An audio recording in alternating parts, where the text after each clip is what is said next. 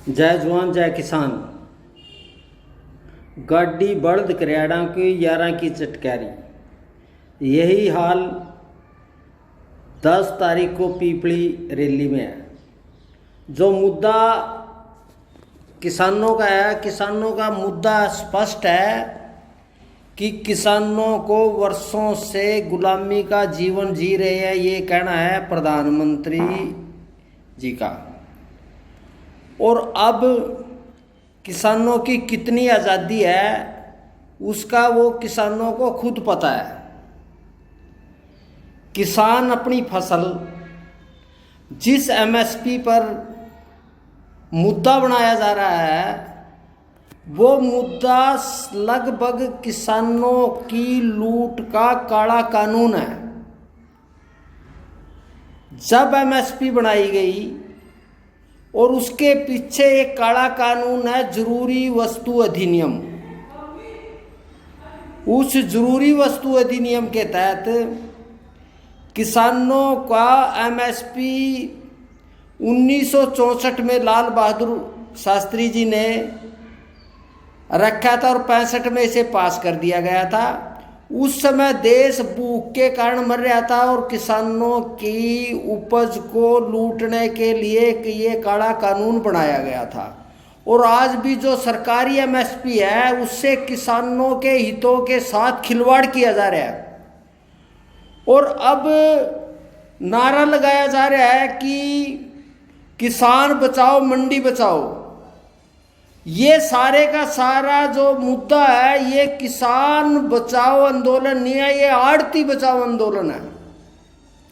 क्योंकि इसमें सबसे बड़ी चोट जो है, जो 1938 में दीनबंधु सर छोटू राम जी ने मंडी कानून बनाया था, उस समय के साहूकार किसानों की फसलों को लूट करके और व्यापार कर रहे थे। और आज वही साहूकारों के रूप में आड़ती मंडियों के अंदर बैठे हुए हैं। और मंडी के अंदर जो उचित दाम मिलने में सबसे बड़ी बाधा है वो आड़ती है। क्योंकि किसान को चंद पैसे देकर उनको बंधुआ मजदूर बनाया जा रहा है।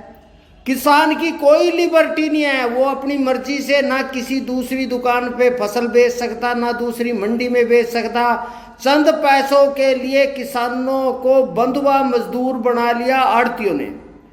और अब इस कानून में एक आया कि किसान अपनी फसल को कहीं भी बेच सकता है, मंडी का बंधुआ नहीं है। हमारा इससे पहले ये कहना है कि इससे पहले जो जरूरी वस्तु अधिनियम है उस अधिनियम के तहत किसानों पे ये एमएसपी लागू करके किसानों की फसलों को लूटा जा रहा है। तो ये जरूरी वस्तु अधिनियम को सरकार रद्द कर दे और सरकार अपने लिए विदेशों से पैसे अनाज मंगाकर किसानों की जो दाम है उनको गिराने की साजिश रची जा रही है। दोहरा चरित्र सरकार का है। तो हमारा कहना है कि आप जो एमएसपी, जिस सरकारी एमएसपी की बात कर रहे हैं, हम कह रहे हैं कि C2 प्लस 50% इसका मुनाफा सरकार है। अब सबसे बड़ा दुर्भाग्य ये है कि किसान आड़ती अपने मुद्दे के लिए किसानों का इस्तेमाल किया जा रहा है कि किसान को आगे रख के लड़ाई लड़ी जा रही है।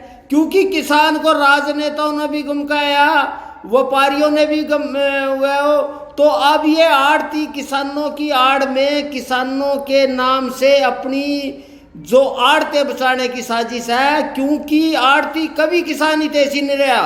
जब हमने डायरेक्ट पेमेंट की बात करी तो इन्होंने आड़तियां बंद कर दी। अगर ब्याज के मसले पे इन्होंने मंडियां बंद कर दी। तो हर मसले पे इन्होंने किसानों का शोषण किया, अत्याचार किया। हमारा सरकार से कहना है कि जो जरूरी वस्तु काला कानून है उसको रद्द कर दिया जाए। और जो ये तथाकथित किसान नेता है वो कहना यही है कि गाड़ी बैठ करियाड़ा की 11 की चटकारी।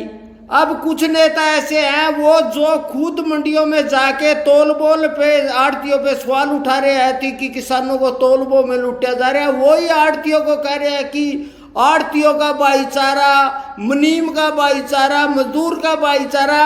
वो भले आदमी आड़ती तो स्वयं किसानों को लूटने के लिए मंडी के अंदर बैठे हुए। दो आदमी भी एक जगह पर, कमेरा और लुटेरा एक जगह नहीं हो सकता। मंडी में लुटेरे हैं और वहां किसान आता है कमेरा, और इस लड़ाई को समझना पड़ेगा। हमारे किसान अपनी लड़ाई खुद लड़ेगा, अपने अधिकार की लड़ाई लड़ेगा। हमारा कहना है कि एमएसपी का मसला ये है कि किसान को लागत के आधार पे कीमत दी जाए, और ये जरूरी नहीं है कि एमएसपी जो सरकारी एमएसपी के अलावा C2 पर जो 50% मुनाफे की कीमत तय की जाए, और जो कर्जा माफी की जाए, और जो किसानों को टेक्नोलॉजी की बात है, भूमि अधिग्रहण का मसला है, बहुत बड़े अभी जो फसलें मारी गई मुआवजे की बात है, चाहे बीमा, प्रधानमंत्री फसल बीमा योजना है, उनको किनारा करके जानबूझ के आड़तियों की लड़ाई बना दी। लाड़ती बड़े दूर तो चालाक है, उन्होंने किसान के कंधे के पर रख के सरकार से लड़ाई है। हमारा सभी किसानों से है कि हम एक मंच पे आड़ती और किसान नहीं हो सकते। किसान कमेरा वर्ग है, इस कमेरा वर्ग को लूटने के लिए चाहे सर छोटू राम के टाइम पे है, चाहे आज के टाइम पे है, ये जो साहूकार और आड़ती लुटेरा वर्ग है, इस लुटेरा वर्ग के और इस लुटेरा वर्ग में सरकार की सरकारी तंत्र, मंडी तंत्र और लूट का तंत्र, इसके खिलाफ लड़ाई लड़नी पड़ेगी। किसान को अपनी लड़ाई लड़नी पड़ेगी। अब क्या है कि खर्चा है आड़तियों का।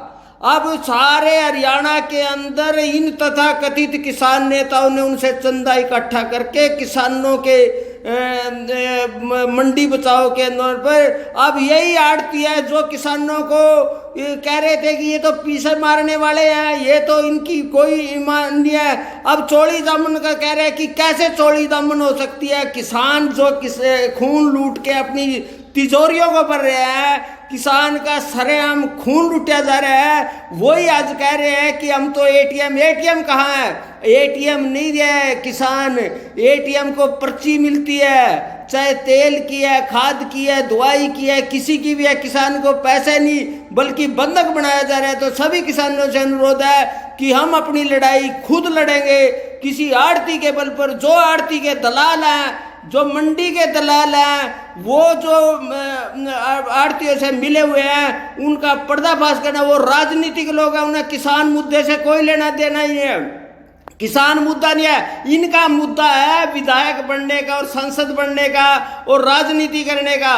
भारतीय किसान यूनियन जो है उसका एक इतिहास है, कुर्बानियां दी 56 किसानों ने देखे, और चाहे निशंक कांड से लेके कंडेला कांड तक ये जो तथाकथित किसान है, ये बताए इन्होंने कितने किसानों के शहीद हुए, कितने किसानों ने देशद्रोह के मुकदमे दर्ज किए।